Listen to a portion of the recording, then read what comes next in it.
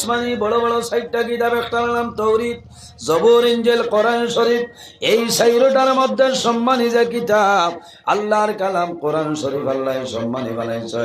জমিনের মধ্যে যত রাইত আছে রে, রাইতের মধ্যে 4টা রাইতের ফজিলত, 4টা রাইতের বরকত আল্লাহ দরবার বেশি।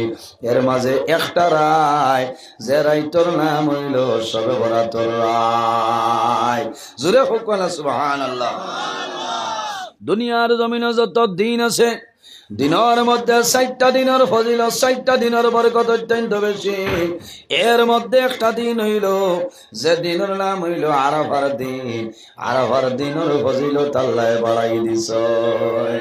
আমার বুজুর্গন আরাফা কোন সময় বলে জিলহজ্জা মাস নানি, হজ্জা যে কেরাম হল হজ যায়, হজ যাওয়ার পরে ইয়াউমে আরাফা, আরাফার দিন যখন আরাফার ময়দান হাজি সাহেব যায়, এদিন আপনার হজর দিন নাই।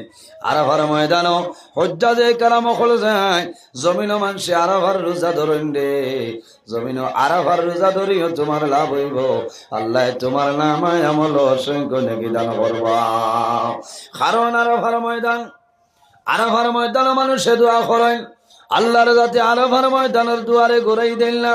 হজ্জাজে কেরাম লক্ষ লক্ষ হাজি হল আরাফার ময়দান গিয়া হাত তুলিয়া যে সময় দোয়া করেন, বন্দায় যে দোয়া করবাই আল্লাহ তোমার দুয়ারে কোনো সময় ঘুরাই দেন না।